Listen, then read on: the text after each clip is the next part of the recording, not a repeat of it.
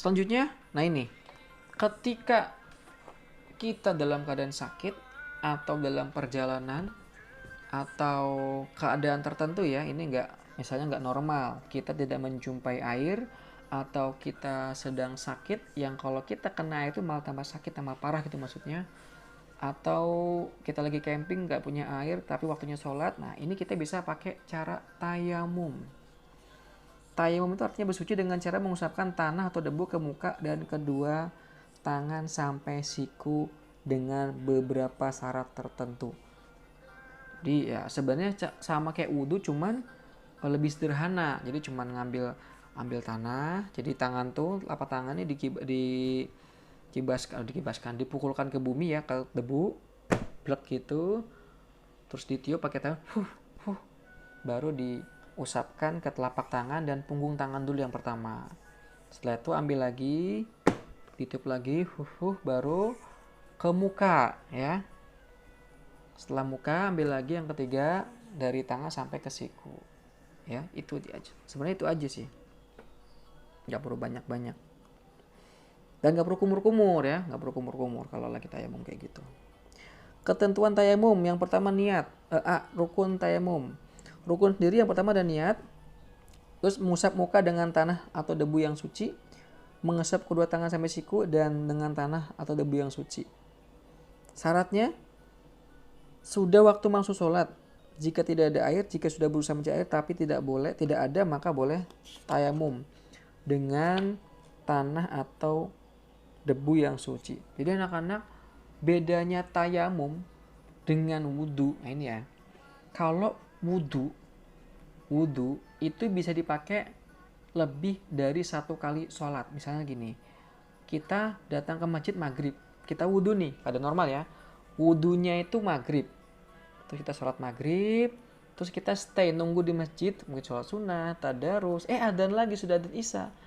Itu langsung sholat tanpa wudhu selama tidak batal, tidak kena hadas kecil, tidak kentut, tidak buang air kecil, tidak tidur ya, itu masih bisa langsung sholat tanpa wudhu lagi. Itu kalau wudhu. Tapi kalau tayamum tidak bisa. Satu kali tayamum itu adalah satu kali sholat. Ya kayak misalnya kasus yang tadi, berarti ketika maghrib ya tayamum sendiri, ketika isya juga tayamum sendiri. Itu bedanya antara tayamum dengan wudhu. Hikmah bersuci dari hadas kecil dan hadas besar menunjukkan fitrah Islam sebagai agama yang suci. Ya, kita sambil syiar agama bahwasanya Islam adalah agama yang suci, cinta dengan kebersihan, menjaga kehormatan dan kewibawaan seorang Islam. Ya betul. Kesehatan jelas. Salah satu cara untuk mendekatkan diri kepada Allah, betul. Mensucikan diri dari kotoran najis, memberi isyarat supaya kita nantiasa berdaya upaya suci dari dosa. Tata cara bersuci dan juga adab bersuci jika dilaksanakan penuh dengan kesadaran akan menumbuhkan kebiasaan yang baik untuk diri kita sendiri, betul. Dapat menghilangkan dosa-dosa kecil, ya.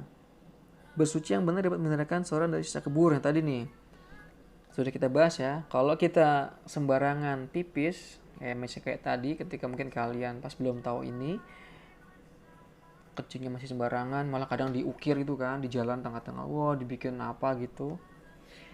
Jangan sampai kayak gitu ya. Nah, kalau kita sudah tahu ilmunya kayak gini, Pamin harapkan nanti semakin tertib sehingga bisa menjaga kalau ke kamar mandi, kalau emang nggak ada air peper, sehingga benar-benar bersuci.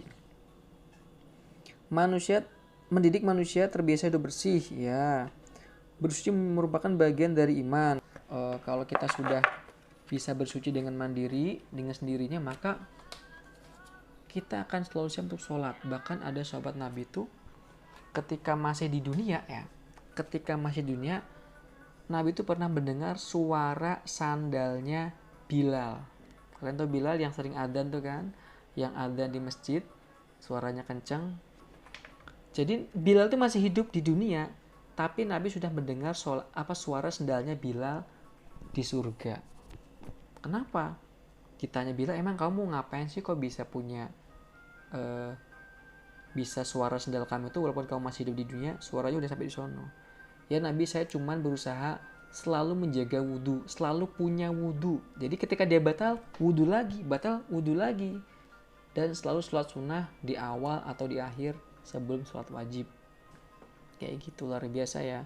Kecuali sholat setelah sholat subuh itu tidak ada sholat wajib, dan setelah sholat asar juga tidak ada setelah sholat subuh itu tidak ada sholat sunnah, dan setelah sholat asar juga tidak ada sholat sunnah. Kalau yang lain boleh. Itu anak-anak hikmahnya bersuci dari hadas kecil maupun hadas besar. Nah, dari itu anak-anak, ini pamin infokan lagi pada kalian.